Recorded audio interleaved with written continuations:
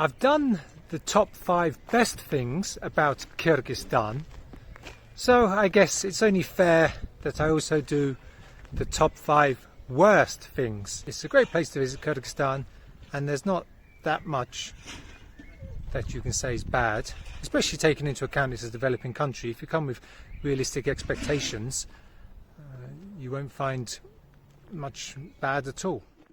When you get out of the city centre or off the main roads, the standard of roads and pathways can be absolutely terrible. And also, because of these poor quality roads and paths, I think that's the main reason why in the summertime the towns and cities all across Kyrgyzstan are very dusty. Not just Kyrgyzstan, in fairness, this is a problem in all developing countries. In fact, it seems you can judge how developed and economically strong a country is by how dusty its streets are. If you like wearing clean shoes, then you're going to have to give them a good wipe down every single day. The public transport is something that could be improved. Now, in the cities, it's very frequent, very regular, no complaints there, and also very cheap. It must be amongst the cheapest public transport in the world. But the downside to that is that the minibuses that they have here get ridiculously crowded.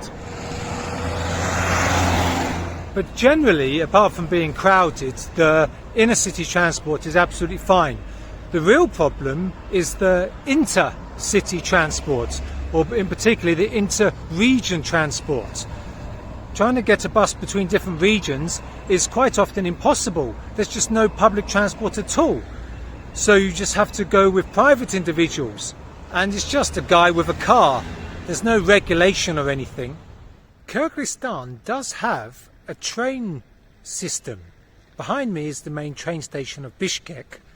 But unfortunately, they only have one train per day in either direction. Although I really enjoyed winter time in Kyrgyzstan, there's one slight downside. Everyone keeps their house warm by using coal. The pollution can be quite terrible. In fact, in the evening time, the city changes its smell. It becomes all kind of smoky. And now in springtime, it's not so polluted and the sky is better. But in winter, pollution is a bit of an issue, it seems. Another bad thing about Kyrgyzstan is that a lot of the museums, in fact pretty much all the museums I think, especially all the state-owned ones, they still have this practice left over from the Soviet period of charging foreign citizens 2 or 3 times the entrance price. In fairness, even paying 2.5 times the price, it's still only $1 to enter, so it's not expensive. If you don't mind and if you're not offended by that, then fine, the museums will be very interesting and very cheap. Probably the worst thing about Kyrgyzstan, although it applies really only to Bishkek, because Bishkek's the only big city, and that is the standard of driving and the drivers. Just in my time here, I've witnessed so many crashes and collisions just with my own eyes. So that's just me witnessing so many. Imagine how many go on all around the city, all around the country every day.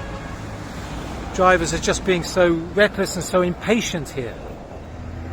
Absolutely bang on cue, I've just seen, or rather heard, another accident. It's actually getting all too familiar. The screeching of the brakes followed by the inevitable loud bang as the 2 cars go crashing into each other. Or minibuses, or buses, any kind of vehicle. A very typical scene in Bishkek this. 2 cars crashed into each other. Traffic police come along, start blowing whistles, everyone starts blowing their horns because they're stuck in queues and everything. Quite often just crossing the road here can be a dangerous experience. Even when it's the green man, a lot of cars don't seem to take any notice of it and they just go anyway, and then if a car does stop, all the cars behind start beeping their horns anyway. It's ridiculous. The cars here just seem to have no respect for pedestrians.